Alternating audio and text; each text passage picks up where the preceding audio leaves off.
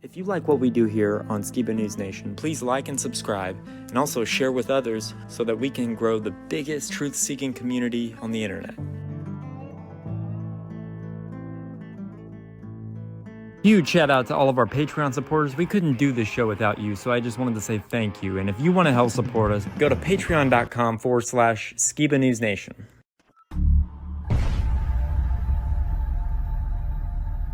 What it costs. I want to know what the truth is. And I hope that people, my son, anybody, if my name comes up, whether you like me, whether you agree with me or not, at least you could respect the fact that he's on a quest for truth. He's on a quest for truth.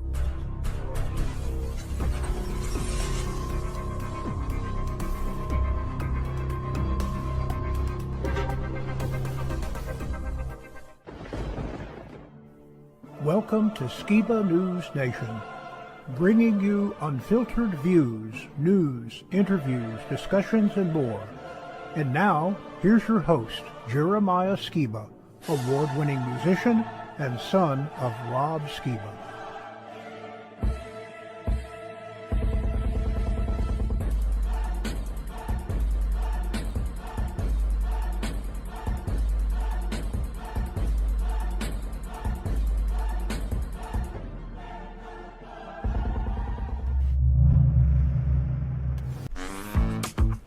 Mr. President, it's me, your campaign advisor. It appears you're confused. Thank God it isn't the Easter Bunny again. Took days to get you to calm down from that one. No, this time we need to talk about Charlottesville. You gotta stop with the whole fine people hoax. It's over. To recap, here's what you said at the debate. I said I wasn't going to run again until I saw what happened in Charlottesville, Virginia. People coming out of the woods carrying swastikas on torches, and singing the same anti-Semitic bile. And the ones he said, I think they're fine people on both sides. Jake, both of you know that story has been totally wiped out. Unfortunately, Trump is right. Exactly 1 week before the debate, Snopes, a far-left fact-checking website founded by these people. These people, look at these people. My God, this is a nightmare. White strips are like $40 a box, please. Anyway, they're on our side. It took them like 6 years, but they've taken the claim that Trump called neo-Nazis very fine people as false. Bad timing, Mr. President, I know. Let's take a quick look at what Trump really said. You also had people that were very fine people on both sides. And I'm not talking about the neo-Nazis and the white nationalists, because they should be condemned totally. They were people protesting very quietly the taking down of the statue of Robert E. Lee. In the other group also, you had some fine people, but you also had troublemakers. To break it down, I made this little drawing in MS Paint. I know how much you like my drawings, Mr. President. So there's this Robert E. Lee statue. According to what Trump said, there were people who liked the statue. They were fine people. And there were people who did not like the statue.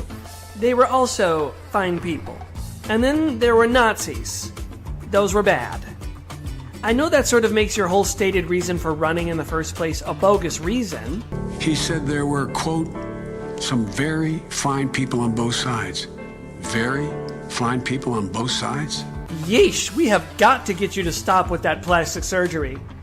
And in that moment, I knew the threat to this nation was unlike any I had ever seen in my lifetime. God, you're so cringe sometimes. But don't be down, Mr. President. We can still fixate on January 6th, call Trump the fascist, racist, Nazi, and we'll be totally fine. We can even call him a convicted felon now. Just no more fine people hoax. We can't do that one anymore. Sorry. Biden 2024! Hey, Skiba News Nation family, welcome to episode 92 of Skiba News Nation, your weekly source for the latest news, controversial topics, conspiracies, forgotten history, and so much more. I'm your host, Jeremiah Skiba, and today we're going to be talking about Owen Benjamin talks Psyops, Mark Zuckerberg on AI, a god coming to a phone near you, UFOs spotted at Redrock's Amphitheater, the NDAA Explained, basic update recruits, CIA prediction, game Wi-Fi board of the government, Tucker on the debate, drone war in our pockets, eco-death science prevails. An all-new OPA'S corner for history's mysteries, we'll be talking about the Obama conspiracy, was Joan Rivers silenced, proof Stevie Wonder isn't blind, and the Skiba News Nation hotline voicemails, memes, and much more. So stay awake, not woke, subscribe, and stay tuned. Now, before I introduce Jake, I want to show you guys a letter that I received from the sweetest little girl. So, Opa, can you pull up that photo? So it's addressed to Charlie. And I was like, huh. And it was all ripped up, and I'm surprised the USPS sent it to me in a little baggie, and I'm glad they did because I love it. So let's look at the inside. It says, "Hi, it's Evie. How's Charlie? And how are you? How's Bubba and Juliet? How's Opa? How's everyone? I heart cat cam." So she loves cat cam so much. If we can go back to me, let's go ahead and give Evie a cat cam. So you ready? Let's cat cam it. Cat cam. Cat cam. Cat cam. Cat cam. He's a good boy. Cat cam. Yes, he is. Cat cam. All right, now without further ado, my co-host, Mr. Jake Grant. I hope you got some great current news for me, Jake. Hey, what's up, Jeremiah, and what's up, legends watching Skiba News Nation? I'm stoked and excited for the next upcoming event, which is the Beartaria Times National Festival. Man, I'll tell you what, Jeremiah, last year was a blast. My band got to play there. Hopefully we'll get to play again this year. I don't know. We'll see. But I'm super excited for this event coming together of the minds so people can dish out gravy, spread truth, hold strong on their convictions. And I think this is going to be an epic event. Onward to Beartaria! Yes. All right, guys. We'll go ahead and get into the news with that little introduction.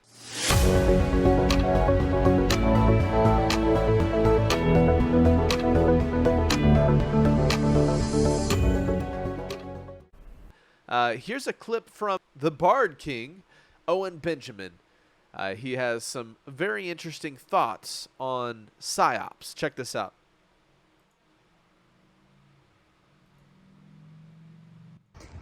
Okay, everybody, the elites are going to take all of your money, and this is exactly how they're going to do it. All your wealth, all of it. All right. I know that is a clickbaity title, but it's true. Like, I can explain this. I did clickbaity title it a little bit, but it's a fact. So, why have I been going so hard at the victim consciousness thing? Have you guys noticed that a lot of alternative media types have their numbers are way down right now? Way down, a lot of people. And what's up is a ton of these JQ white victim guys all over Twitter, all over, it's even on Facebook, Instagram, everywhere. Okay, so do you want to understand how that's going to lead to the elites taking all of your money again? I'll explain right now, and you might get mad at this, but just, this is how it actually works. Okay? Trust me or don't, but this is how it works. All right. So my first instinct is psyop incoming, right? Where you're trying to set, it seems very inorganic, where thousands and thousands of people have been railing all day long about how I'm a Jewish shill now and I'm secretly this and that. And this can be very negative to people that have seen Jewish power systems. And if you're one of these JQ guys, at least you have the ability of seeing macroeconomic systems. Now, I'm going to help you get to the next level. All right? You can see that there is a macroeconomic plan, and you can see that there are these patterns, right? And don't rest on your laurels. I know a lot of people are like, haha, I've seen some Steens and some Bergs. I now am the pattern noticer. Okay, so let me tell you how it really works. Why is victim consciousness the entire game? I'm about to give you some really good info, and a lot of you have just been mocking me all week and been talking shit, so just really appreciate this. When there's an economic downturn, it's the largest opportunity for the rich to get richer. When the economy goes down, when the stock market crashes, it benefits the rich the most. Why? Because the poor, the working class, the victim will drink and do drugs. There's actually something called a sin index. Sin Index shows how much people are polluting themselves with, so the very people that say we're screwed, we're done, the Jews, the this, the system, the that, what do? Rap gives you what you should do: commit crimes, drink crunk, tussin, blame everybody, get that money, get that car, spend all of your money on material possessions, right? Country music, drink alcohol, blame the woman, blame the dog, wine. And not a thing we can do with Mountain Dew. People like me and why is that how you will lose all your money? When the economy crashes, when the stock market crashes, it's the biggest opportunity for everyone, because commodities get cheap and competition becomes possible. Okay, let's say you lose your job, your business goes out, like whatever the economy looks like things crash, there's layoffs, things are bad. You reach for the Mountain Dew, for the booze, blame the Jews, whatever you want to do, then the rich get to buy everything cheap. Let's say housing goes down 50%, stock market goes down 50%. Everything, gold, silver, everything's crashing all around you. That doesn't mean it's gone, it means it's cheap. So the rich buy it. Well, you drink yourself into an Oliver Anthony-induced spiral. And then when it comes back, you now have less commodities and the rich just got richer. Now, what happens if you lose your job? If you're a victim, you drink, you destroy your life, you get online, you fight with comedians, you bitch about Jews, nothing happens, right? You become cheaper. They can pay you less. You're an easier mark. What happens if you have a winner's mentality and say, I am going to strengthen my community. I am going to do something from home. I am going to produce something. Then you take a piece of them. It is in balance. When the snake loosens before it takes a tighter squeeze, it's an opportunity for both. And so what I'm telling you, the irony is the black pillars of the world, the JQ, Groyper, bitchy, sad, the end is nigh, the Jew, they're working for, whether they know it or not, they're directly serving the interest of the top elite of the world. Because if you blame others and you go to that bottle, you go to that message board, bitch, APAC, Israel, what happens? Your shit gets cheap, it gets bought. Your job, you lose your job, your next job, you get paid less. And at no point do you take what you can get in that position. When everything tanks, and that's why people like me we're always censored, always deplatformed, always attacked, never giving credit. Why? Because what I'm telling you would literally change the entire macroeconomics of the middle class. Right now you're in the middle, right? Economy tanks, you lose your, stock market goes down 50%. You drink, you bitch, you whine, boom. Now everything gets bought up, and then the rich get all of it when it doubles again, and you wonder why you're eating your fudge rounds, being 300 pounds. But it doesn't matter how much money you have. At every level, you can then compete, right? When things get cheaper, they get cheaper for everybody. If you lose your job, if you're not willing to take what they're giving you, if you don't have vices and materialism and alcohol and drugs and bitching and complaining, if you use your time productively, you just started the next business that may compete with them. And they know that. It's genius. This isn't a conspiracy theory. This is basic farming. Basic. Get you to accept your own defeat, to self-destruct, to drink yourself, numb yourself, and then your life becomes cheap. And if you want to call me a Jew and a shill and all that, I just gave you information that could change, you now see the world differently. Or not, or I'm just a gay Jew and you're going to drink yourself to death, right? And in which case, you deserve to be prey. And that's the natural element of all of this. People can tell you this right to your face, and you'll say, Mountain Dew ain't shit we're gonna do. Meanwhile, we're starting alternatives. We're building communities. We're getting more local. And people, that's a cult. Oh, it's because of his Jew money. Okay, loser. Well, when you get bought up, your wages go down, Everything is bought up. You don't get in. You could have, at any level, even if it's 1 ounce of silver, even if it's Etsy selling $30 a month, you could have, but you chose victim consciousness. And there's shit we can do. Wow, very thought-provoking. So in some other news, AI doom, Mark Zuckerberg warns AI companies are trying to create God in stark warning, but he has the key to save us all, apparently. Check out this clip. This isn't the type of thing where there should just be one of. Or we think people want to interact with lots of different people and businesses, and there need to be a lot of different AIs that get created to reflect people's different interests. Yes. Meta founder, whose own company boasts an expansive portfolio of AI products, insists his approach is different from the rest. Oh, well, he is just a definite forerunner, especially considering he changed his company from Facebook to Meta. Oh, man. Get ready to buy crypto, bros! Oh, I find it a pretty big turnoff when people in the tech industry kind of talk about building this one true AI. There shall be no one ring to rule them all. I'm Mark Zuckerberg, and I look like the hero of the story. That's why I worked out.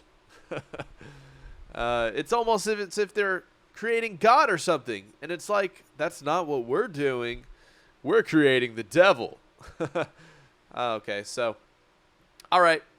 Of course, what are we going to do when we're all banned from leaving our house? We enter the metaverse. Here's one. 12 witnesses spot UFOs soaring above Redrock's Amphitheater hours after the concert. No mistaking what this was. Oh, just blinding indoctrination right off the get-go. You will forget that you just saw us show a globe to your children. Thanks, Men in Black. All right, so this is apparently is the amphitheater that had the alien craft UFO sightings. Apparently there's been 3,320 UFO sightings reported in Colorado this year, earning it a 12th spot ranking for the state with the most reports, according to the National UFO Reporting Center. Alrighty, check out this clip from Dabu, Surviving End Times YouTube channel. Apparently, multiple U.S. bases in Italy, Germany, Bulgaria, and Romania put on alert for imminent threat. What's going on, guys? Dabu7 back at you again. I want to talk about some alerts that are popping off here, and it could mean seeing some weird events around the globe, not just here in the United States. They're saying that U.S. military bases at this point are they're on heightened alert in multiple different countries: Germany, Italy, Bulgaria, Romania, just to name a few. And they're not citing exactly what they think is going to happen. So when they do these things, like in the past, they put out this kind of broad warning, and really anywhere can get hit. Not sure exactly what they're expecting because they're not saying anything, but you know, the world is a stage. Talked about this a million times, and it just seems like they're ready to do something. Right now, where we're at here in America, in the midst of all this election stuff and everything going on, I could see stuff popping off here as well. We've seen the alerts and the warnings from all different sectors, and they continue to just keep coming, from sheriffs to former colonels. Douglas McGregor was just tweeting on this.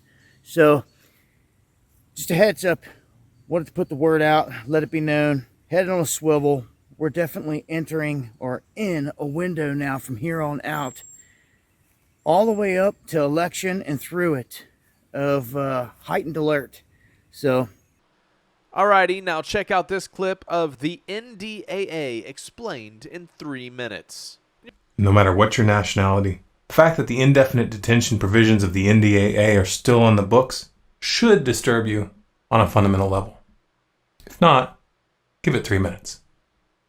The National Defense Authorization Act, which was passed in 2012 and extended in 2013 and 2014, authorizes the U.S. military to arrest anyone anywhere on the planet, to deny them access to a lawyer, and to detain them indefinitely without a trial. Furthermore, the U.S. government claims the right to do all of this in secret. No one would know where you went. You would just disappear. The right to a fair trial is gone. Without the right to a fair trial, you don't have any rights at all. Of course, some would argue that the NDAA only targets enemies of the United States, as if this would somehow make it okay. That defense doesn't hold water. It doesn't matter who the law claims to target, and it doesn't matter under what conditions politicians claim it can be used. If you don't have a right to a lawyer, and if you don't get your day in court, and if the government isn't even obligated to disclose the fact that they dragged you from your house in the middle of the night, then who is going to make sure that this isn't abused? The soldiers? The politicians? Come on. The power to make someone disappear without a trial is the power to make up any excuse that's convenient. Evidence is only needed when you have to prove your case in court. That's why we have courts. The protections codified in the Constitution were put there for a reason. But at this point, it looks very much like America is going to learn that lesson the hard way. Land of the free, right? You can put your hand over your heart, celebrate something that no longer exists, or you can be honest with yourself. That might be a bit painful. No one wants to believe that their kids are going to live under a military dictatorship. No one wants to see this coming.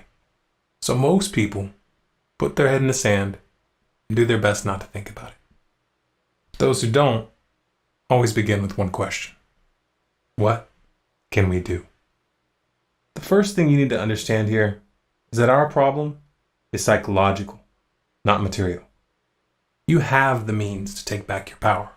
And you don't need a set of specific instructions. You don't need someone to hold your hand and explain your role. You don't need someone to give you permission. What you need is to turn off your TV, turn off your radio, put down the iPad, and ask yourself if you're going to be able to look your grandchildren in the eyes and tell them honestly that you did everything in your power to turn this around. Are you going to push this out of your mind because it's uncomfortable, or are you going to convert that discomfort into a driving force? No one can make that choice for you. I'll tell you this much though. If that thought itches in the minds of enough people, we'll figure out a way to scratch it. And if that driven feeling is fully established in your heart, you'll find a way to make it spread. Now check this Tucker Carlson clip out about the CIA and election prediction games. Something that somebody tipped me off to. Now, this is not like a secret. It's actually public, although nobody has brought it up. There is a website that's out there. But this is a game. It's basically Elections and Dragons. It's made by InQtel. You can see the IQT here, which is the venture capital arm of the CIA. And it is a... Wait, stop. Yeah. Why does the CIA have a venture arm? Because to develop technologies that would otherwise probably be prohibited. And, because there's a lot of things that they get into that maybe are good money-making ideas. I mean, part of what being in the intelligence business is about is getting out and making money, right? But that's kind of a problem if your intel agencies have venture arms. Yes, right. You would think that would be a problem. So this is a CIA-funded election game. Yep, it's a CIA-funded election game, and just to start, just like Dungeons and Dragons, it has funny dice. This is a 10-sided die. But for the record, are you making this up? Is this real? This is real. This is real. Haywire is the name of the game. And if you roll the InQtel symbol, right? It says on I'm laughing. This is so dark. It says on the back, if you roll, it's basically the premise of the game is that you are trying to avoid a haywire situation, meaning an AI-induced disaster. Where the voters get what they want. Basically, yeah. So if you roll the InQtel logo, it says haywire reverted. So basically, if you roll CIA, you win, right? Now, the CIA venture logo looks a little bit like the symbol for nuclear power. It does look a little bit like that, yes. Yeah. So this game is used to train, from what I understand, it's used to train people in government to war game out scenarios that may happen, right? Which is why some of these scenarios are so incredible. Like if an orange populist were to somehow become president again. Well, right. And when I went through these, I know obviously I just opened this box, but I have another one. The one that really jumped out at me is this thing called The Purple Disappeared. The Purple Disappeared. If you could read out what it says. Swing states appear safe on the national electoral map in early polling. Later, it emerges that AI-driven election forecasts were wrong because the data scientists overlooked significant partisan differences that make swing states highly competitive. Discuss your response plan, then draw 2 injects. Real-world harm, it says at the bottom, misinformation/social bias, heightened stress, anxiety, and depression.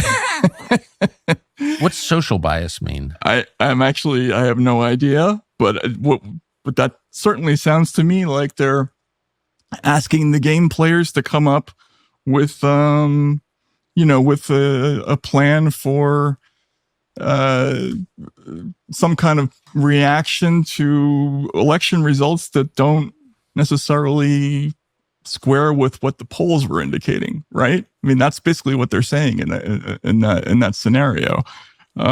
Here's another one: mind games. An easy-to-use voice model helps create a viral video suggesting that one of the candidates may have dementia. Suggesting. Discuss your response plan and draw 2 injects. So it's just full of stuff like this, and this. We started to hear about this idea that there were people in this information management /censorship / content moderation space that were deeply involved with, finding new ways to manage information that people see. Back in 2010, the Army actually got rid of the term psyop because they thought it had negative connotations. They brought it back in 2017 because there was a widespread belief that we have to engage in influence operations, that because Russia is already doing it, because China is already doing it, we need to do it. And it's the same thing aimed at our own population. Yeah, and that's the thing. We did this before. Previously, we created phony social media accounts in Arabic and Pashto, right? And that's something that we've understood. What's different is that they're now doing this in English, right? And they're now aiming this at domestic populations. I thought that was illegal. It is. I would think it's illegal. I think a lot of this behavior is just unregulated, not looked at. I mean, who's going to go in and tell them they can't do this? What body is going? I mean, is it going to be the New York Times, the Washington Post? Democracy dies in darkness. I mean, that is the role of the press. Yes, but to expose excesses and roll them back by exposing them. But the problem is that they see, for instance, Donald Trump and the Trump movement as an extension of what they might call the Russian information ecosystem. They say, like the Global Engagement Center of the State Department has this concept of information ecosystem. So if you're too in alignment with Russian foreign policy views on, say, Ukraine or something like that, you can be part of the ecosystem even if you have nothing to do with that country. So the idea that, the first head of the Global Engagement Center is a former editor of Time magazine, Rick Stengel. He wrote a book called Information Wars that we all had to read when we were doing the Twitter files because we didn't know about this organization.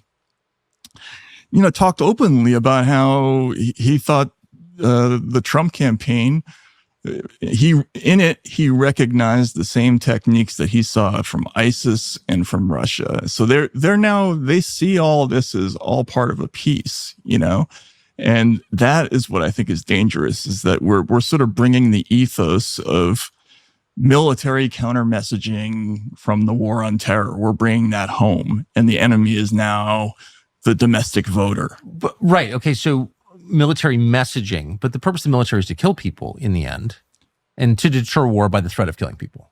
But basically it's killing. That's their business. Killing, yes, but also trying to discourage recruitment, right? Of course. Right. Right. Of course. But fundamentally, if you were to say, like, what's the purpose of the military? It's to exert force, physical force. So if the U.S. military is turning its Psyops on the country, like it's not that far, you know, the nature of organizations and mission creep from there to like hurting people. Exactly. And they actually, you'll find we found NATO papers that talked about how they found the American belief in inform, not influence, or, you know, truthfulness. That's part of an old NATO memo about influence operations, that you can't tell untruths.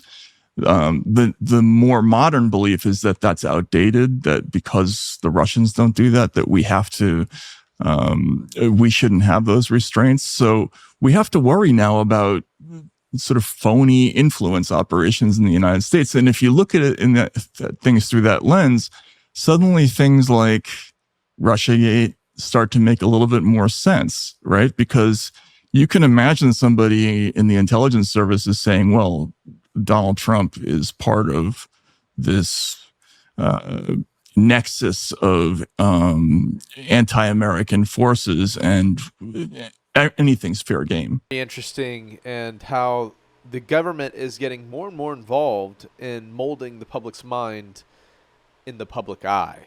You see, they've been doing it for a long, long time. Here's another Russell Brand / Tucker clip about the debate. If you guys saw it, I'm sure Jeremiah will be discussing it in a little bit in his segment. I don't know. Did you include anything from the debate, Jeremiah? All right, well, check this out.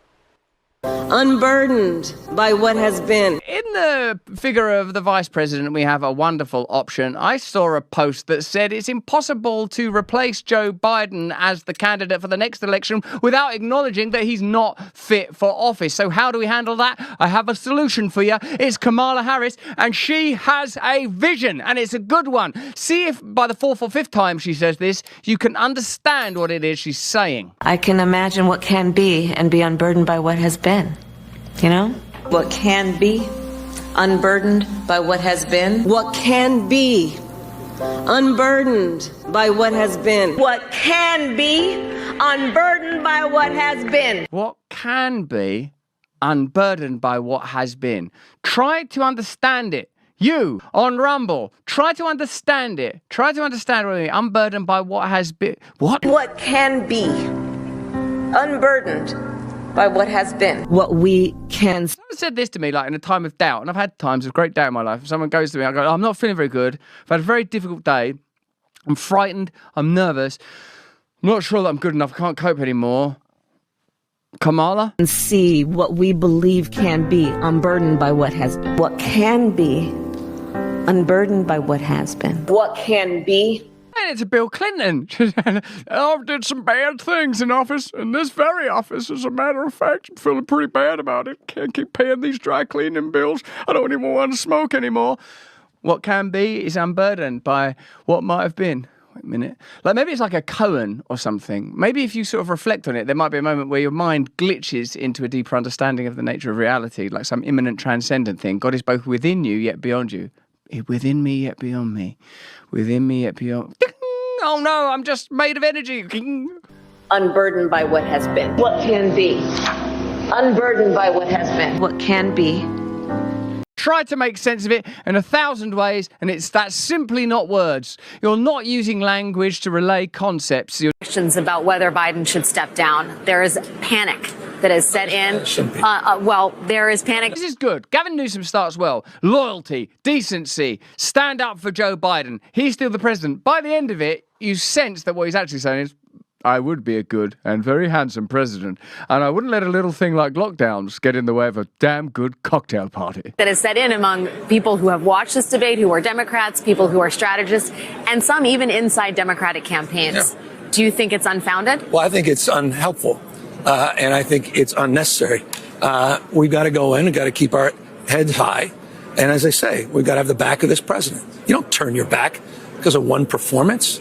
One performance. There wasn't one performance. It was 2 years of people first gently and delicately saying, oh, no, I think Joe Biden might be senile. But we've all known for a while that the president isn't really the person that runs America. We know that these people are, generally speaking, puppets. And if there isn't a projection, and there clearly is within media circles and establishment circles to Donald Trump, it's perhaps because he's a kind of uncontrollable, mercurial oddity that they won't be able to puppet in the same way that they would a career politician like Joe Biden. You can just watch footage of lying his way through the decades with whatever bombast was required at the time that he was saying it. Now, Gavin Newsom, he looks to me like the very kind of person that would fulfill that role elegantly. Kissing babies, probably plays a musical instrument rather well. I bet he's got a sport that he's good at. You know, the sort of Bill Clinton, Tony Blair moves, you know, or Michelle Obama and Barack Obama sort of like doing something affable at a do that looks cool and down with kids. Maybe some fist pump, maybe just some token that you can throw out into the culture.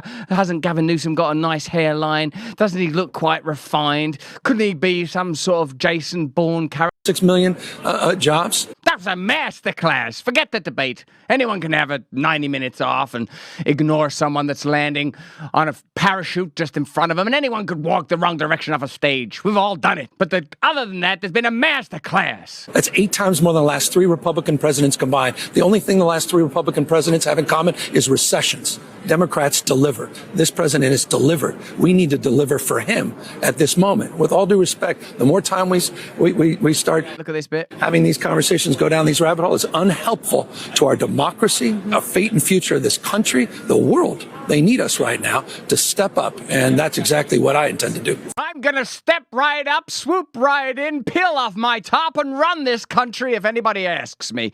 Tucker Carlson, he were in Australia. Did you see him reacting to the debate, the dementia, the fallout? But what I like here is Tucker gets to the point, and the point is, what does this tell us about democracy? And he doesn't spend an hour and a half wondering about whether he should say democracy or republic, either, you lot. What he does is, he means some sort of system of the will of the people enacted through systems of government, which are just sort of ultimately administrative at this point. Let's have a look. But I watched CNN today, and they had the presidential debate, the U.S. presidential debate.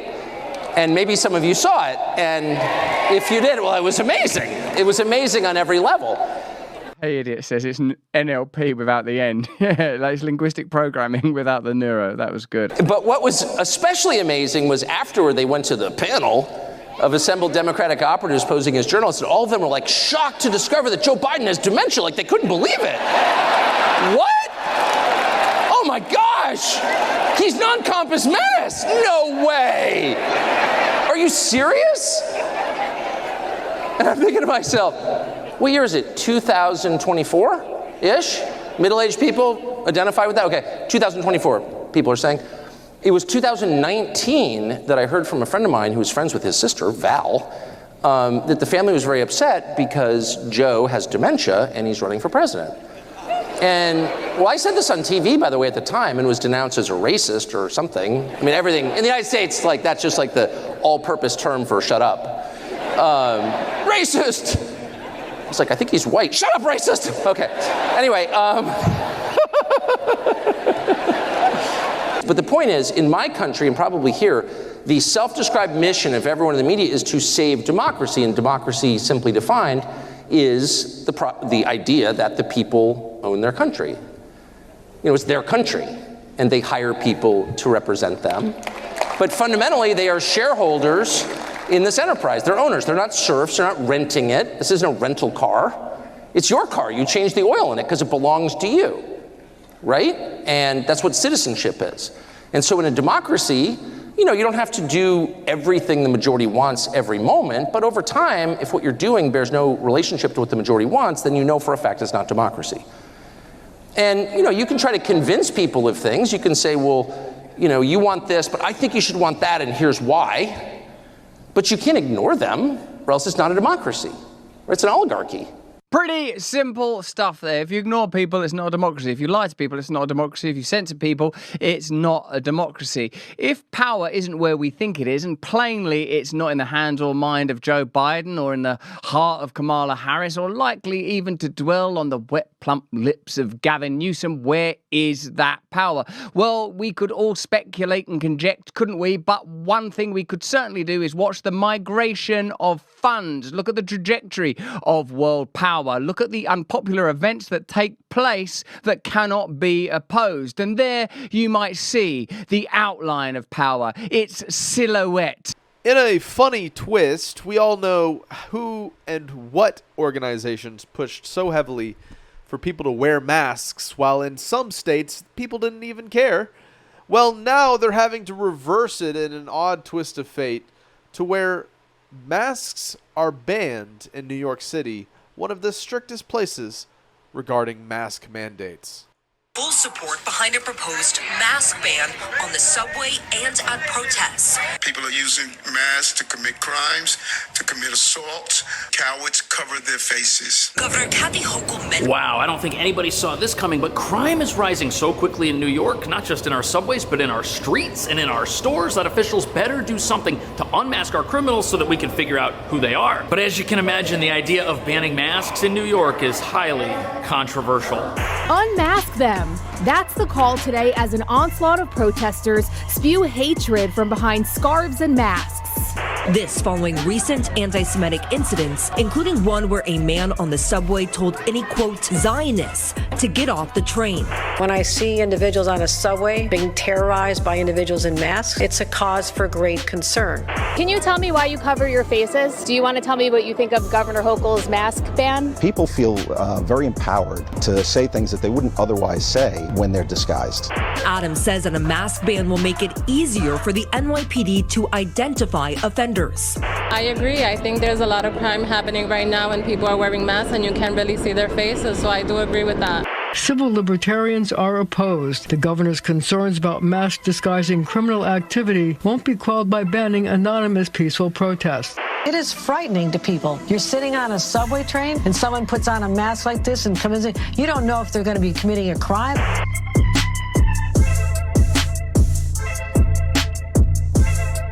The idea of a mask ban is now on the table, and it's got people here scratching their heads. Because although we're now hearing from progressives that this type of ban might be unconstitutional, what nobody's talking about is that New York could probably get a handle on its crime problem if it would ban crime instead of masks. But sadly, that's not on the table. And that's too bad, because dangerous assailants are ravaging our subway system, committing assaults and carrying dangerous weapons all over town. Plus, although protesters have already destroyed the colleges they've gone hundreds of thousands of dollars in debt to attend, those protests have now left the colleges and are out here on our streets and in our trains, causing some people to wonder if masks are really the problem in New York, which has a shoplifting problem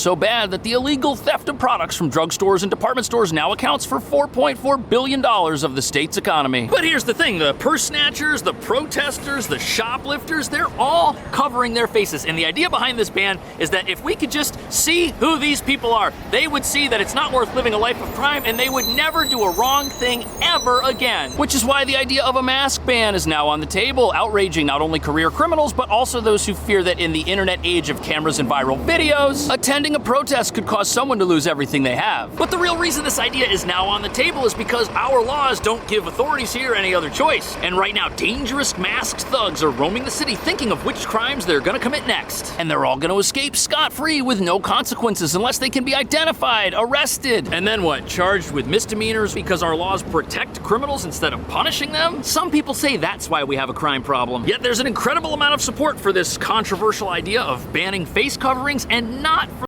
have taken to the streets in New York City and elsewhere, intimidating and threatening Jewish people. Raise your hands if you're a Zionist! So as you can see, critics of New York's growing protest movement make the point that those who commit crime and do things that are wrong like to cover their faces so that no one can see who they are. And although the recent protests here were targeted at the state of Israel, there are anti-Semitic elements to them, which some say makes these protests just one massive movement of hate. And even though the situation in Gaza is a terrible humanitarian crisis, if you go back in American history, you'll see that hate groups of all persuasions have liked to cover their faces for some reason. Probably because it allows the haters to avoid cancel culture or responsibility for their actions while living normal lives as businessmen, doctors, nurses, teachers. But critics of this proposal point out how hypocritical it seems, especially here in New York, where just last summer when we had the Canadian wildfires, the governor gave 1 million masks out for free so that people could use them if they wanted to, and now they want to get rid of them? Seems kind of crazy.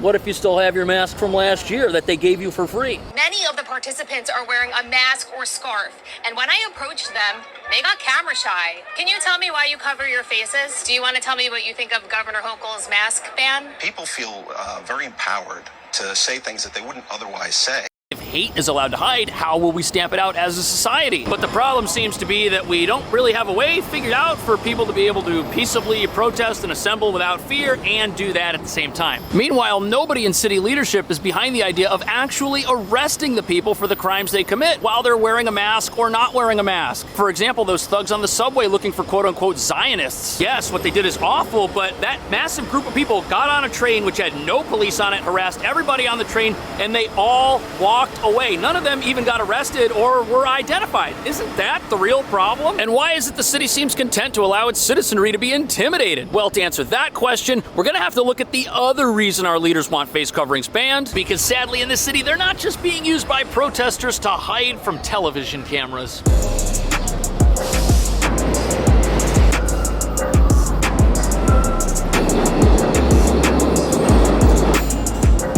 Here we are in the New York City subway, and although there was one recent incident where masked intruders took over a train and started harassing people, the truth is that this place, the subway's been full of masked intruders running around down here doing absolutely horrible things, all getting away with it because the cameras we have aren't able to pick up who they are, which would lead potentially to a prosecution.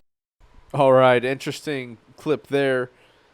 So here's some more on the whole climate change agenda and some of the interesting weather modifications that are being presented by geoengineering projects.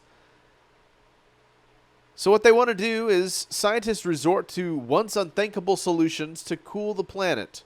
3 geoengineering projects seek to alter the chemistry of the atmosphere and the ocean. Critics warn of unintended consequences. Yeah, no crap. Oh, man. Here's an article on Jeffrey Epstein boasted about being a Mossad agent like Ghislaine Maxwell's father Robert, according to bombshell claims from ex-girlfriend. So it brings the significance of the blackmailing that was taking place to a whole new level, if this is true.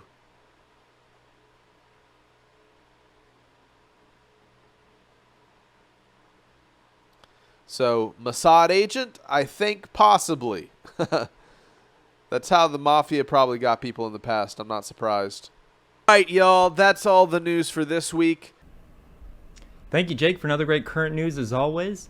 And now I want to show you guys the new BabylonRisingBooks.com. So check this out. Check out our new and improved BabylonRisingBooks.com, where you can get Rob Skiba's books, bundles, DVDs, DVD-ROMs, videos, and so much more. You can even get Sheila and Jeremiah's books, so check it out now. So check it out now in the description. And it's about that time for an all-new Opa's Corner. Take it away, Opa.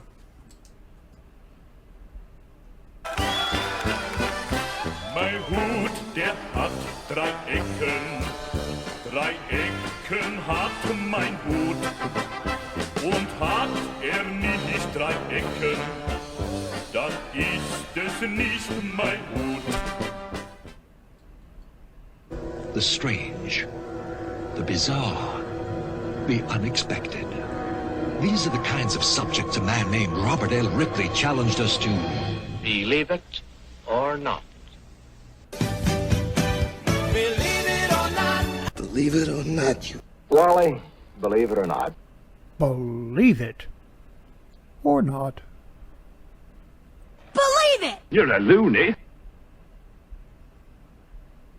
Australia is already known for its vast landscapes and unique wildlife. But can you believe that Australia is wider than the moon? This remarkable country is wider than the celestial body that lights up our night sky. Believe it or not. Did you know that rats laugh when they're tickled? It's true. Just like humans, they have their ticklish spots that can bring out their high-pitched laughter. It's so high-pitched, you won't be able to hear it. Believe it or not. Did you know that your nose is always visible to you? You can't see it very well because your brain ignores it through a process called unconscious selective attention. So even though your nose is right in front of you, your brain focuses on other things instead. Amazing, isn't it? Believe it or not. There is gold in your body. We all have a little bit of gold in us. The human body contains about 0.2 milligrams of gold, which is mostly in our blood. So, in a way, we're all carrying around a tiny bit of treasure with us. Yay! Believe it or not. Peanut butter can be turned into diamonds. Quick! Where's the peanut butter? Through a scientific process called high-pressure, high-temperature synthesis, peanut butter can be transformed into tiny artificial diamonds. Who would have thought that a delicious spread could have such potential? Believe it or not.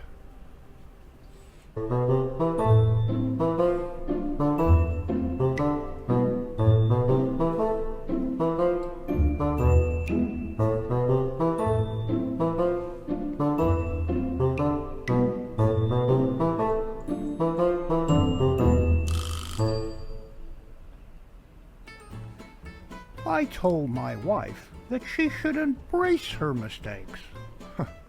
She gave me a hug.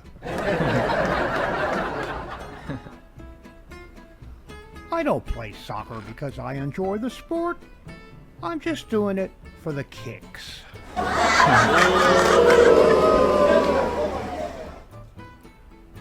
Why did the golfer bring 2 pair of pants? In case he got a hole in one.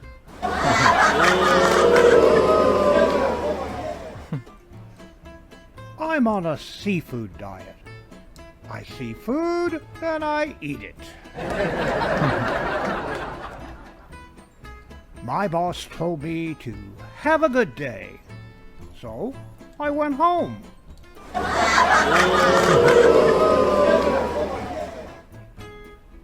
I gave all my dead batteries away today, free of charge.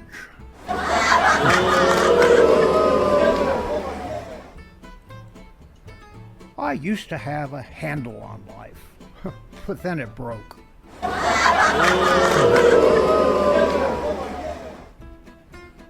What's the difference between a poorly dressed man on a tricycle and a well-dressed man on a bicycle? A tire.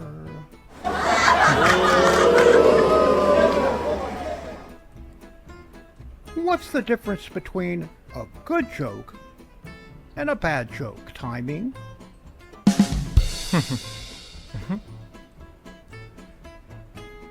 What's the difference between a golfer and a skydiver? A golfer goes whack, darn, and a skydiver goes darn, whack.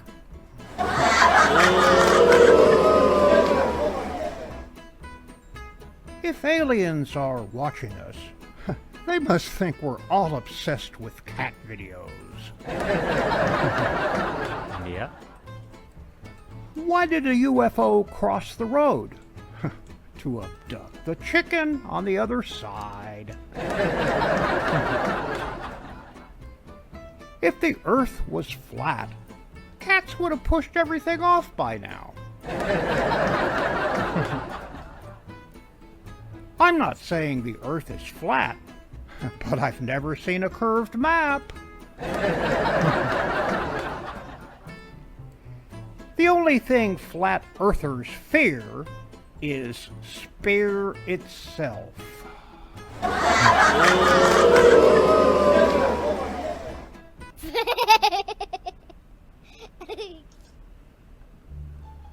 I can't believe it. I was just talking to him yesterday.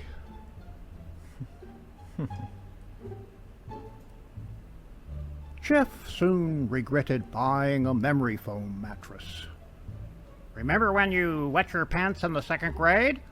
Remember when your locker combo was 1432.5? Remember when you spilled coffee in last week's staff meeting?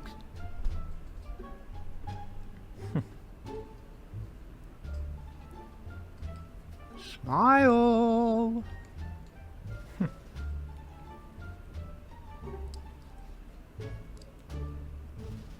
Until his medical license was suspended, cosmetic surgeon Dr. Erwin Blumenfeld left many of his patients with a tragic side effect known as buffalo nose.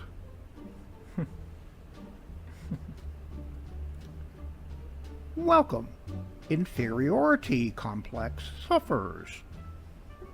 Well, before we begin, this announcement. Mr. Johnson, Mr. Frank Johnson, if you're out there, the conference organizers would like you to know that you were never actually invited.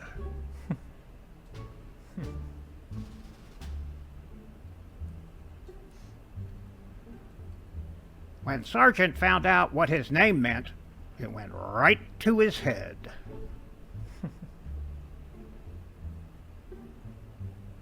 Which colony do you belong to, buddy?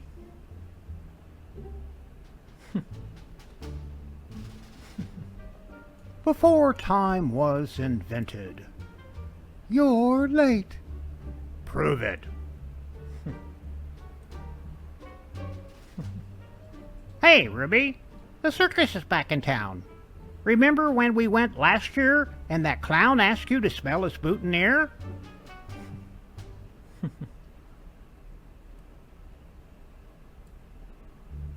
Here he comes, always the last one in. Yep.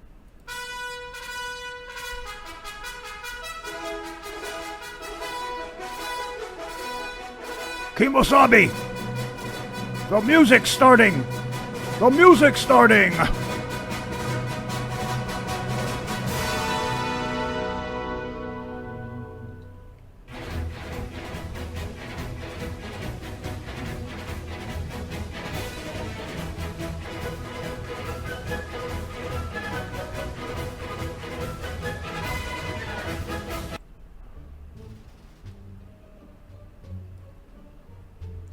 So, in the general relativistic sense, we find that the dynamic friction of the tensor light cone is actually negative, creating a local convergence of photons, which causes the stars at night to be big and bright. Especially here, deep in the heart of Texas. Games you can play with your cat.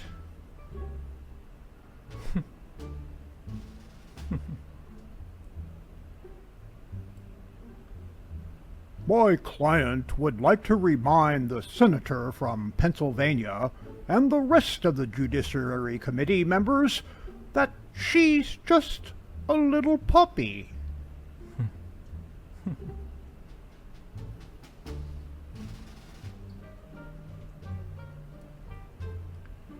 I now pronounce you husband and wife. You may update your Facebook status. Yeah. Fletcher, you fool! The gate! The gate!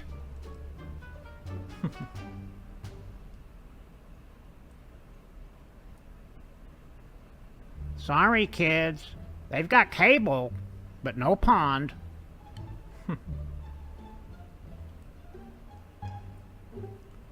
Front porch forecasters. Rain squalls are coming. My knee is acting up. I'd say more like a blizzard judging from my hand here. Well, something's happening. There goes my head. Goldfish Mafia. I get it. Douglas is ejected from the Spoon Band.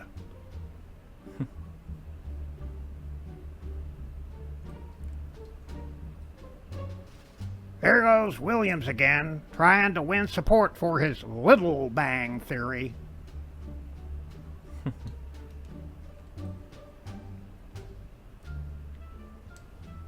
Good night, honey. Good night, dear.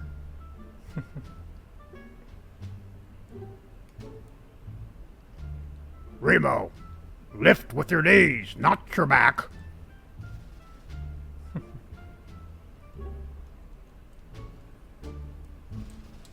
The birth of pre-ripped clothing. Look what you did to my pants, you scoundrel! Hey, that could be a look. Uh-oh. Did anyone remember to feed the giraffe tonight?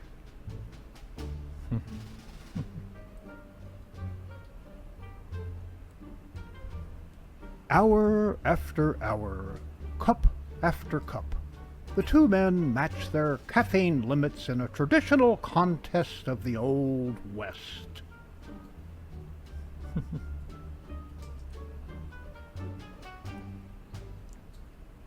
Bad guy coming in, Arnie. Minor key.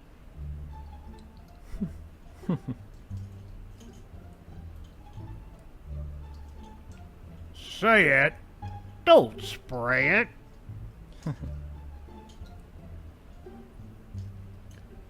She's such an overachiever.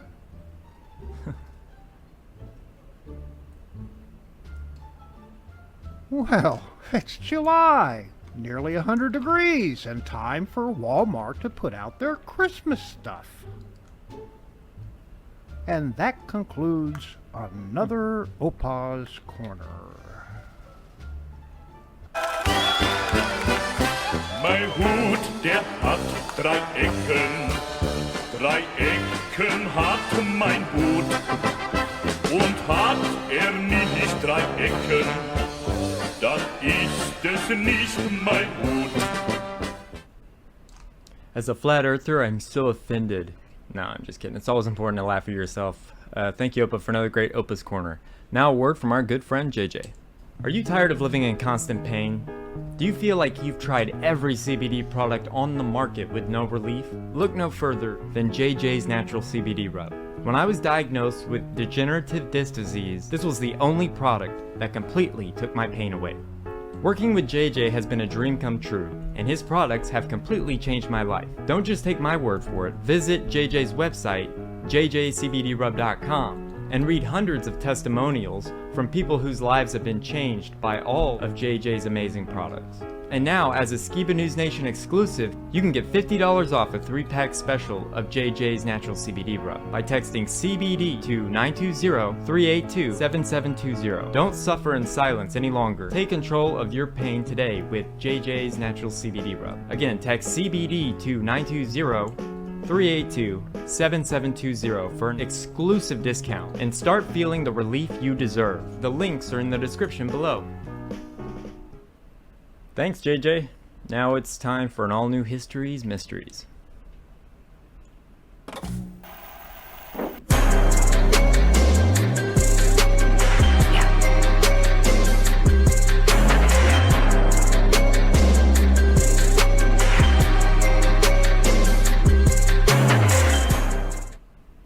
Now I'm going to start off by saying what we're discussing today is my opinion, and it may be controversial, but, you know. And one more thing, I am not suicidal. So if anything happens to me, know that I did not sewer slide myself. So with that being said, this week's History's Mysteries, we're going to be talking about a few unexplained topics. If you've seen the recent polls up, if you can pull up that picture, the first one. So I found this interesting. So right under Trump and Biden is Michelle Obama. Very interesting. So when I saw that, I was like, I had this history for a long time and never had a good time to use it. So today we're going to be talking about, you know, Big Mike. If you get it, you get it. But let's go ahead and play the first clip.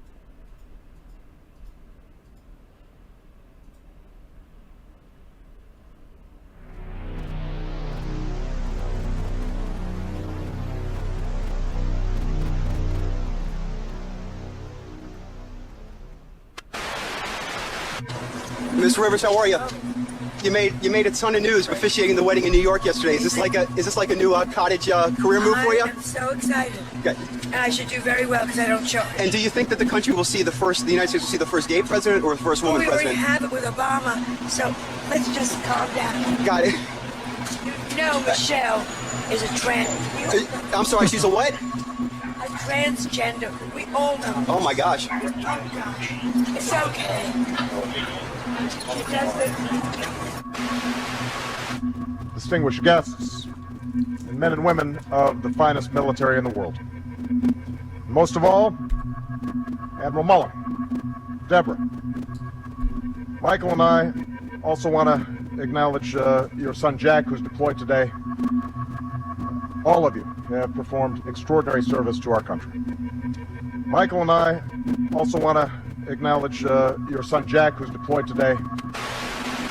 I've always thought Michelle Obama looked like something was wrong with her. They talk about how beautiful she is. She looks profanely scary and monstrous to me. And she always wears these weird fluffy things around her waist. And her shoulders are wide enough to put 3 men's heads on. And of course, you know the classic thing of a male. You could have 3 heads on a male's shoulders and only another head on a woman's shoulder, or one half of a head on each side. That's a well-known thing in anatomy. And I saw an online video that I may air today, and we may look into this, talking about Michelle Obama looking like a man and how they only release photos of her with her hands up, covering her shoulders, or her turned at an angle. And I started looking at it with Joan Rivers saying she's a transvestite. And I've been hearing this for years, and I thought, come on. I know Obama was raised by a transvestite and the rest of it, and I'm not getting into bashing people. That's not my cup of tea. But I started to really last night look at videos of this and look at photos of her in the official White House photo, and she looks like an NBA center. I mean, she looks more like Shaquille O'Neal than a black woman. And knowing all the weirdness and that we don't even know who Obama really is and his social security numbers don't e-verify. And then his dad, clearly, we saw the documentary, Dreams of My Real Father. And I mean, it's him with the famous pornographer who lived in Hawaii, who his grandfather was best buddies with, and who Obama would stay the summers with, a famous communist pornographer. And you look at the guy, it's Obama's dad. So the whole Kenya thing with her saying, my husband's from Kenya, we visited his place of birth in multiple videos in 2006 and 7, his Harvard review, where he was the head of the Harvard Law Review, and he said, I was born in Kenya in his bio. And in his bio for shopping book deals when he was a senator, state senator, said, I was born in Kenya. And we took that bait, hook, line, and sinker, folks. That, oh my God, they're covering up the records, always from Kenya, but his dad looks nothing like him. And then you see Frank Marshall Davis. I mean, it's his daddy. And then his grandfather's best buddies with him in the CIA. And then you go, oh my gosh. And then imagine the joke. See, it's all about a joke on us. That he's got cutout daughters, look nothing like him, and a cutout wife. And I began to look at his daughters last night and look at his wife. She's has that double chromosomal disorder where women are really men. And it's turned out a lot of the Olympic runners and a lot of the top tennis players and things really are not even really females. They're not hermaphrodites. Some of them are hermaphrodites, or both. A lot of them have this double chromosome. Men can have it too. And the Olympics are looking at trying to ban this in men and women because men are like supermen, they're like cavemen. And then the women are like men when they have this chromosomal disorder. It was the double X, double Y. In fact, print me some literature on that. I'm going from memory. But I've always looked at her jaw, her shoulders, her pelvis, all of it looks male. She has that male Superman physique. And it just clicked. You know what? I bet she is not who she says she is. I mean, my gut just really registered with that. What do you think about that? There is chromosome abnormality. Chromosome anomaly, abnormality, aberration, or mutation is a missing, extra, or irregular portion of chromosomal DNA. It can be from a atypical number of chromosomes or a structural abnormality in one of the chromosomes. Chromosome mutation is formally used in a strict sense to mean a change in a chromosomal segment involving more than one gene. Yeah, but find the one, guys, that's hyper male or hyper female. It's super male, super female. Because I remember seeing documentaries about it and reading books about it in biology, reading about it. But it's a big issue in the Olympics. They talk about it on ESPN, where they go and they do blood tests on, female runners and folks that don't look like women. And, hey, it turns out they don't have a penis, excuse my French, but that's the word. That's the medical word for it. But they do have male genetics. They're men. They're men. And it turned out, remember the Russians couldn't lose in the 60s and 70s and 80s, and the women weightlifting didn't really look like women, and they would test them, and they didn't have steroids in them, but they looked like men. Well, they were men. Michelle Obama might be a man. I know that might sound ridiculous, but is it? After all, there are many questions surrounding the president's past, and now people are starting to question the sexual orientation of the First Lady. Alex Jones has a special report on that from our new television studio in Austin, Texas. Well, Joan Rivers talked about it in the last few days, and it's a big international news story. The question is, who is Michelle Obama? Is she really a woman? Is she a man? Now, I'm not drawing any conclusions here, but I know this. It's fair to question anything and everything this administration says, because I can't think of an administration in history that has been caught with such a perfect record of everything they say and do being a lie, being a fraud.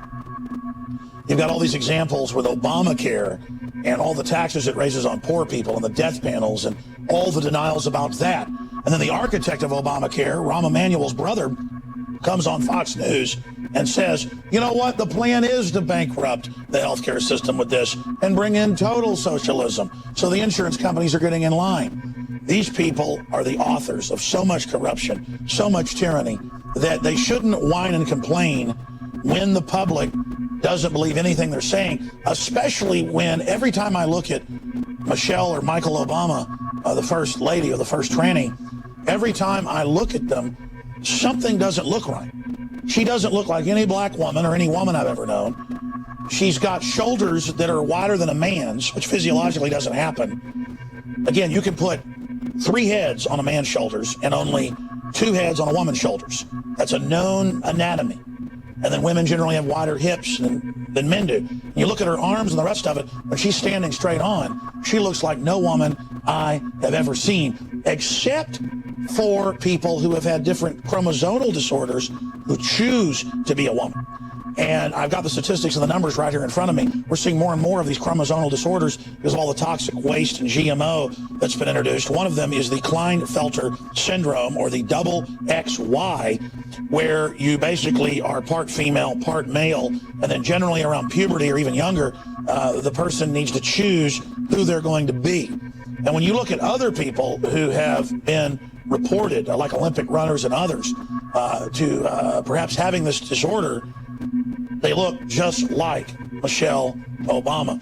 And we've seen cases before where they then do the test and then don't release them. And the Russians got caught in the Olympics, of course, back in the 70s and 80s, having, quote, women wrestlers and weightlifters that really weren't women.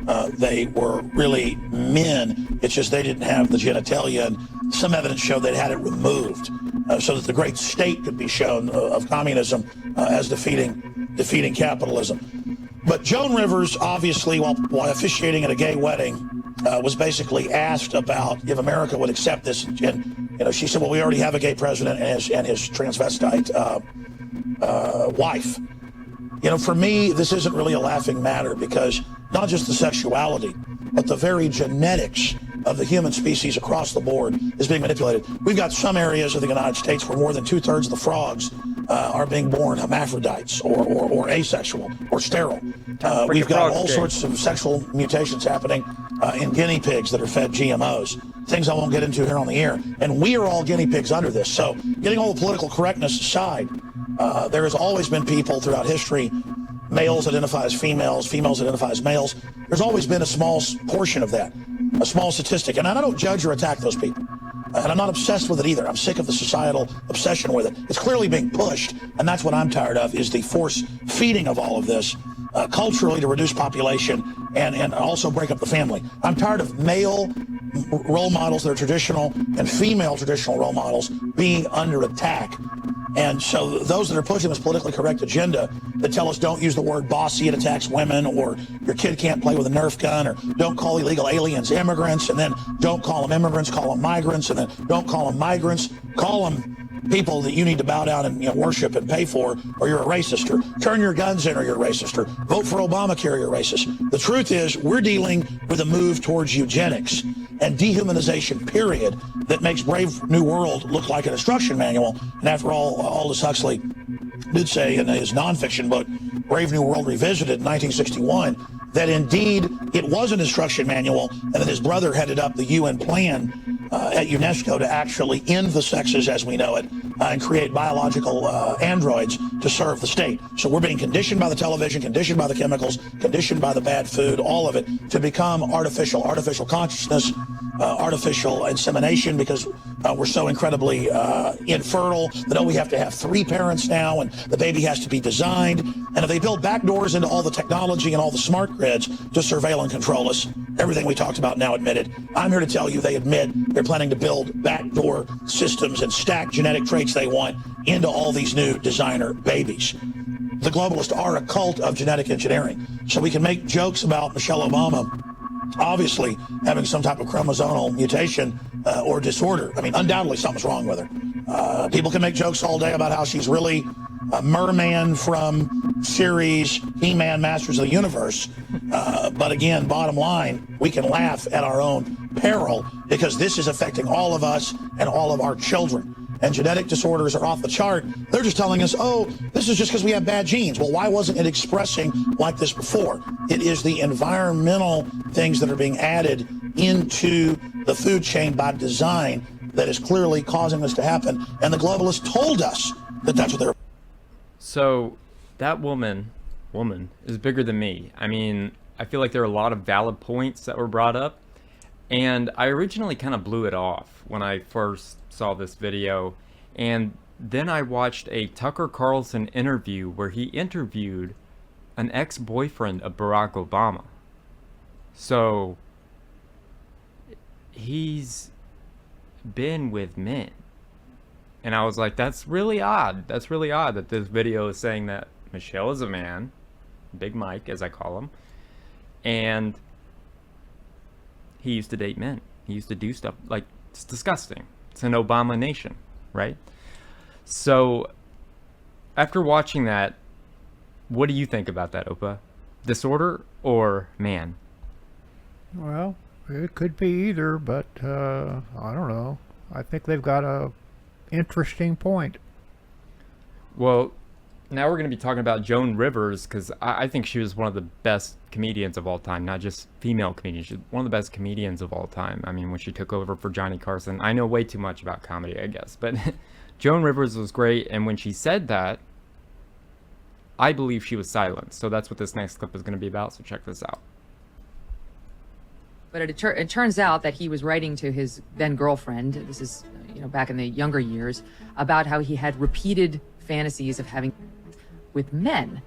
And do you think that the United States will see the first gay president or the first woman president? We already have it with Obama. By 2008, it was obvious to anybody who was paying attention that Barack Obama had a strange and highly creepy personal life, yet nobody ever asked him about it. By that point, a leader's behavior within his own marriage, the core relationship of his life... The New York Post obtained a letter that the former president wrote to his ex-girlfriend when he was just 21 at Occidental College in LA. You see, I make love to men daily. but in the imagination. We have some breaking news at this hour to the Fox 5 newsroom. Legendary entertainer Joan Rivers has passed away, who issued a statement thanking everyone for all of the great support.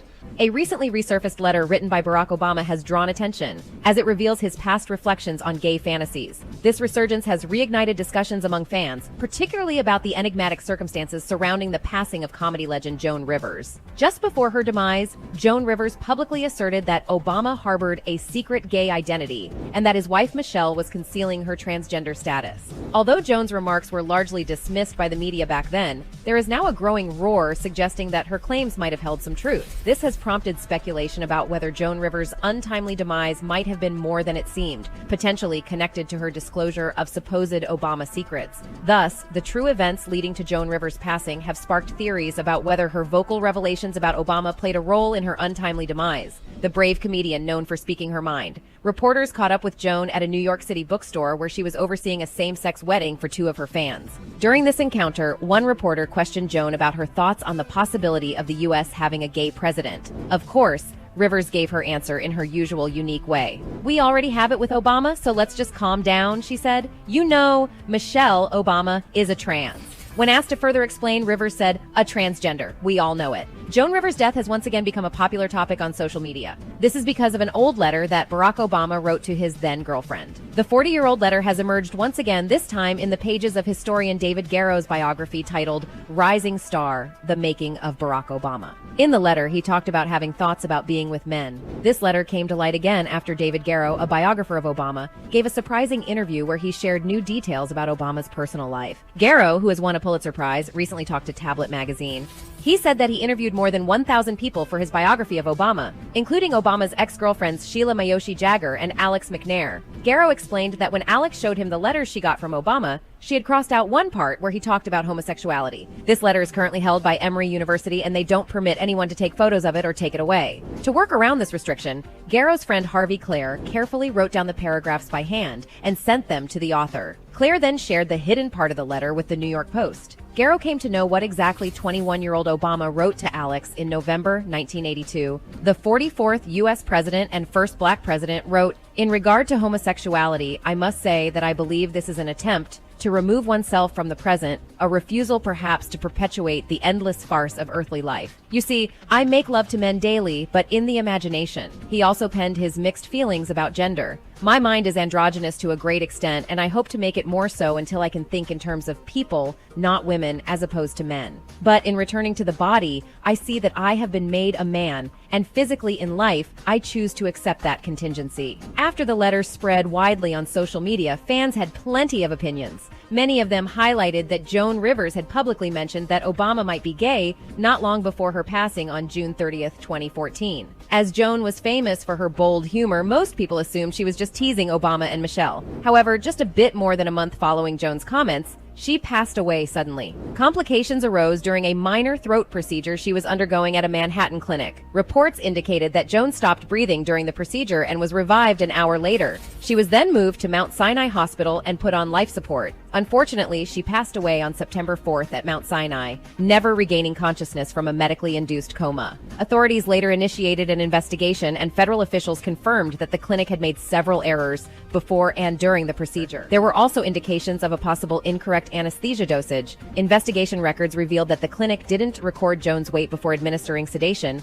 performed procedures without her consent, and even allowed someone on staff to take photos of her while she was under anesthesia. The medical examiner's office stated that there were no apparent medical mistakes and categorized the cause of death as a therapeutic complication. This term suggests that death is a recognized risk associated with the procedure she was undergoing. Joan's daughter Melissa later expressed her anger at the clinic's mistakes, finding it incomprehensible that they could make such significant blunders. She said, "We continue to be saddened by our tragic loss and grateful for the enormous outpouring of love and support from around the world. We have no further comment at this time." During what was initially planned as a minor and straightforward procedure, an intriguing element is that the official investigation resulted in contradictory reports regarding the exact sequence of events. As Joan's vital signs began deteriorating around 9 a.m. on August 28th, documents acquired by The Guardian indicated that within a span of 14 minutes, Her blood pressure declined, and her blood oxygen saturation dropped 3% below the normal range. 4 minutes later, Joan had no pulse. Yet, what unfolded subsequently remains shrouded in uncertainty. According to records from The Guardian, there is conflicting information about whether doctors attempted to attempt chest compressions on Joan at 9:28 a.m.,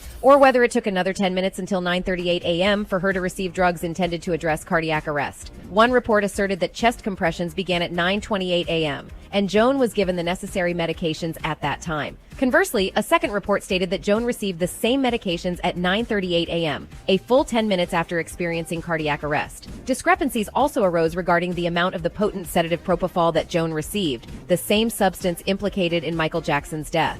Clearly, many things about Joan's death don't match up, which has led people to think that powerful people might have had a role in what happened to her. Joan was renowned for her outspokenness and often employed controversial humor to unveil truths about the privileged and influential. Given that Joan's death occurred shortly after she publicly asserted that Barack Obama was gay and Michelle was transgender, online theories quickly emerged suggesting that Joan might have been silenced for disclosing information about the Obamas. Making the story even more worrying is something that happened in 2011. A person who was found guilty of a crime said that he had a same-sex encounter with President Barack Obama and was trying to become the mayor of a town in Florida. He also wrote a book called Barack Obama and Larry Sinclair, Cocaine, Sex, Lies, and Murder, where he said he had a drug-related relationship with Obama and suggested Obama might have been part of someone's murder. Strangely, Larry Sinclair died in a car accident. With the resurgence of Obama's letter to his ex-girlfriend, in which he confessed to having fantasies about relationships with men, the complexities of the situation grow deeper. People on social media are talking about Joan Rivers and her puzzling death. Many of them believe that she was taken out because she revealed information about the Obamas. A user said, "When Joan said that Michelle was transgender, then a very short time after that, she died. I said right when I heard the news, she was killed because of her comment." It is a shame. So, did the Obamas have something to do with her death? I mean, one of comedy's biggest truth seekers, biggest truth tellers, whether it be, you know, good or bad. I mean, she did try to speak truth, in my opinion, and you know, that's all I got about the Obama conspiracy, we'll call it, and the Big Mike conspiracy. But let me know what you guys think down in the comment section. And now we're going to go on to our next mystery. So, Opa, when I say Stevie Wonder, what do you think of? Well, I think of a musician, a person of color, blind. Blind. You said blind. So, in my opinion, that's all an act. And I can back that up with some first-hand accounts from other people that state that he can actually see. So, let's play this clip. I'm just saying that there's a building list of evidence that maybe, just maybe, Stevie ain't blind. Oh, he cut the mic. Here's a fun fact. Stevie Wonder wrote the song Sir Duke about me. And he's been faking his blindness his entire life. That sounds like a crazy conspiracy theory. Stevie is probably, I'm going to tell you something. I've been spending my whole life with him thinking he can see. I know he can see. I go over to his house and he says, I got a record I want you to hear. He pulls a cassette out. Cassette. For all that you don't know, a cassette is a, forget about it. So he pulls the cassette. He says, come go with me in the car. He goes out to the car and he goes on the driver's side. He said, get it on the passenger side. I get on the passenger side. And then he puts the cassette in. He cranks the car up and he goes, and he puts it in reverse and starts down the driveway. He's going down the driveway. I said, Stevie! He goes, I got you. No. Oh, yeah. You know, all I do all this in front of Stevie, so don't look up. Stevie done some up to me. Let me tell you about the time he came up to the radio station when I was on the beat out here. Stevie was supposed to be performing live or doing keyboards, and he was late. And I had just bought this brand new truck called a Lincolnwood a long time ago. I'm on the radio. I get a phone call. It's Stevie Wonder. I say, yo, Stevie, where you at, man? You supposed to be here. Now, I'm on 19th floor on Wilshire doing my radio show. I say, Stevie, where you at? He said, I'm here, man. I'm just pulling up. I said, you can't drive. He said, oh, yes, I can. Look out the window. This motherfucker was in my new truck with the windows down, and it was moving real slow. and the motherfucker was waving. You let Stevie Wonder drive your snowmobile. Now, I would have to say, just the part of you owning a snowmobile would be enough for me. I didn't own it. I was at the Caribou Ranch in Netherlands, and I was recording. It was thick snow, and Stevie wanted to go out on a snowmobile. And Stevie went behind the wheel. Yeah. By himself. By himself. I'll tell you Stevie Wonder story, but you're not gonna believe me. I flew a plane once in well, actually twice. How'd you go? Actually landed the plane.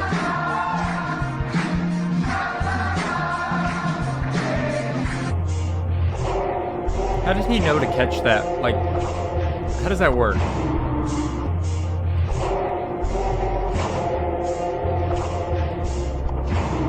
It's a true story. It's a true story. So, According to Shaq. we lived in a building on Wilshire. So you park your car and the valet's down there. So I'm already in the building. I'm coming through the lobby. Door opens. It's Stevie Wonder. He comes in, says, "What's up, Shaq?" Presses the button. Hold on, it's true story. Presses the button, gets off on the floor, buys stuff, goes to his room. I went and called every person I knew and told the story. They believe me. No, bro, he got on the elevator. He's like, "What's up, Shaq? How you doing, big dog?" Yes, he did. Yep. Wilshire Boulevard. Yep. I'm gonna give you an opportunity to dispel a rumor here. Okay. Did you challenge Stevie Wonder to a basketball game? I did. Okay, see, okay, what y'all don't know. You were gonna dunk on Stevie? What y'all don't know, Stevie can see. Stevie can see. It's just an act. He can see? Stevie can see. Stevie flew me to Tobago one time for a jazz festival that he was producing. And I'm on stage with Chris Tucker and Johnny Gill. Chris Tucker and I are Johnny Gill's background dancers. Stevie walks on stage, walks to me, looks me dead in my eye and says, "Anthony, get me to a piano." I was like, "Stevie, well, hell, if you just walked to me, you could have walked to the piano." He caught himself. He caught himself and had to play it off. And so I took him to the piano and he played. I can see all obstacles in my way. Are you filming? Are you filming this? Are you filming this? Oh, yeah. I don't want to see this on TV. You always wonder for See on TV. Superstitious. Superstitious. Great song. You always wonder. You always wonder. I can see clearly now the rain is gone. Stevie got vision like no other person. I still believe Stevie can see, but he got vision. Gone are the dark clouds that had me blind. Are you filming this? Oh, yeah. I don't want to see this on TV. It's a never-ending attack. Everything's alive and that's a fact. Life is a lemon and I want my money back.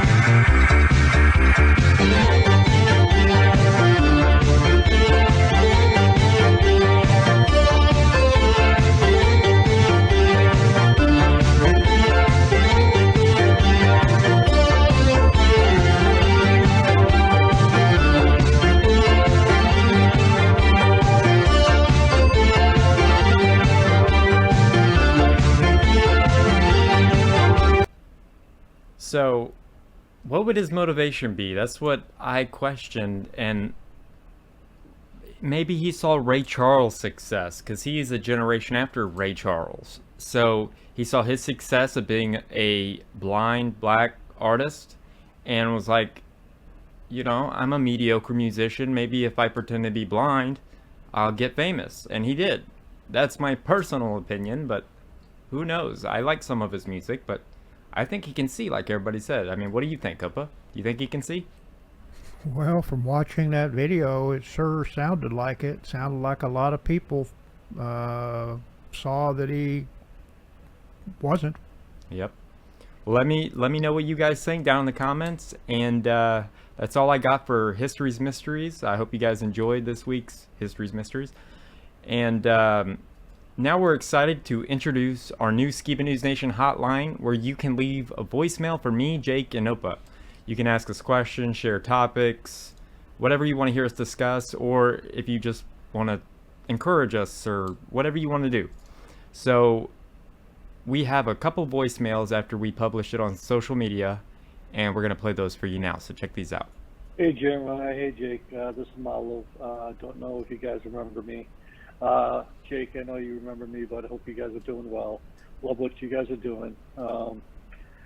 Yeah, just wanted to send you guys a voicemail. Saw the post. Skiba's legacy lives on. Those postcards are amazing. If there are still a few left and I get one, as a designer, I'd be so honored, so proud. And yes, I pray every day that Yeshua removes from me my preconceived notions and my doctrines and men. Jeremiah, I'm leaving the message for the postcards. I want to win one, hopefully. These people I'm want not going postcards. to tell you who it is.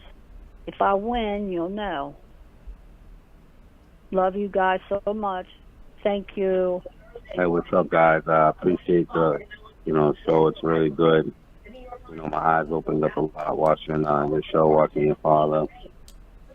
I was in Haverhill, Mass the other day, and I'm looking at this fire station, and next thing you know, they got this little statue thing set up in the front of the fire station. It's like of steps. I'm like, what's that got to do with a fire station? It's like this little idol statue. I'm like, I started thinking about how many steps it is in the York, right? 9 steps exactly. These people are posting it right out front. He's saying 9 steps. And you climb the ladders of the steps to come up in society. Real. All right, God bless, man. See you later. So leave us a voicemail today at 214-617-3330, and we'll play it here on the show. And that last guy was talking about something interesting about a fire station and some kind of idol being in front of it, which seems really interesting, and I'm going to do more research on that and maybe cover it next week. So I hope you got some good memes for me, Jake. Meme me up. Meme me up.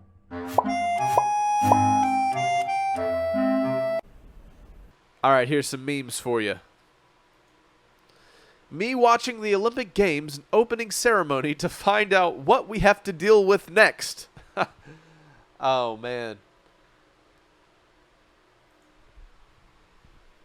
It's too long to show here, but you guys should definitely check out the Olympic Games in 2012 in Britain, as well as several others throughout the years, because there's messaging that is embedded in those ceremonies. You are a slave to religion. A good man, though a slave, is free, but a wicked man, though a king, is a slave. For he serves not one man alone, but what is worse, as many masters as he has vices. Alrighty, don't forget Revelation 18:23 about Mystery Babylon, right? The merchants were the great men of the earth, for by their pharmakia all nations were deceived. Uh-oh. Time to panic! After watching that debate, you really realize the significance of this. Time to panic! All right, so interesting news here. DHS identifies 400 migrants smuggled into the U.S. by ISIS-affiliated network? So you mean CIA affiliate? Oh, sorry, allegedly. Hey, here's Biden preparing for the debate. They had to wind him up. Give the guy a break. When you're going on little sleep, it can be hard to articulate even normal sentences. So much news going out about Biden. Wow. Off his clocker? They're almost following a script now. Oh, I didn't know he was RoboCop. They just need to charge him with a big old Tesla battery up the... All right, so 169 miles away at eye level. That's 19,000 feet of missing Earth curvature. Thank God for the P91000. If the news is fake, imagine how bad history is. You learn nothing from life if you think you're right all the time. Be humble.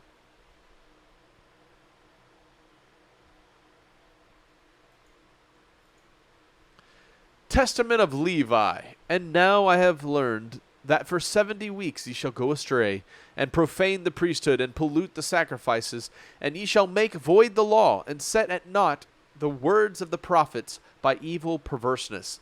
And ye shall persecute righteous men, and hate the godly. The words of the faithful shall ye abhor. Ask yourself this. Is our nation doing this right now? And what does that incur in the natural order of how the instructions and commandments of the Almighty, which defines sin and good, righteousness and unrighteousness, clean and unclean, if it is forgotten, and that's the thing that dishes out how to be blessed, how to be protected from the curses of disobedience, then imagine what's coming on this world, guys. Woo, sobering. Remember, they have to tell you before they do it. Look closely. Now, this is, of course, the Big Bang Theory, right? Well, let's check out this here post. DNA tracking. PCR plus ssDNA says, and lots of numbers and stuff. What does it mean? Were they calling it out in advance? Possibly. Interesting post I saw. I don't know how accurate this is, but this is exactly what our nation probably needs, at least for the health and mental well-being of the men of our generation. States where allegedly Pornhub will be blocked as of July 1st, 2024. The question, anybody ever tested it out to see if it actually works? As soon as you go, they configure you to be like, see, we caught you. But at the same time, how will you ever know they actually implemented the blocks? It would be good, though, to have something like this. They have this in states like Korea. There's always a way around, but at least this is a start for fighting against, the degradation of the minds of men. So I read a little bit from the Testament of Levi, and some of you may be curious about this particular text if you're only accustomed to the restricted Bible canon. But the Testament of the 12 Patriarchs has the deathbed confessions, admonishments, and testimonies of the 12 sons of Jacob to their children, found in the Dead Sea Scrolls, dated to 300 BC. Surviving fragments from 5 of the 12 patriarchs were recovered in Aramaic and Hebrew within the Qumran cave collection. Origen mentioned them by name. Translated from Greek to Latin in 1250 AD, included in the Ascan Armenian Orthodox Bible, included in the Ante-Nicene Christian Library, translated from Greek to English in 1907 by R.H. Charles, that guy who also gave us a fantastic translation of the Book of Enoch.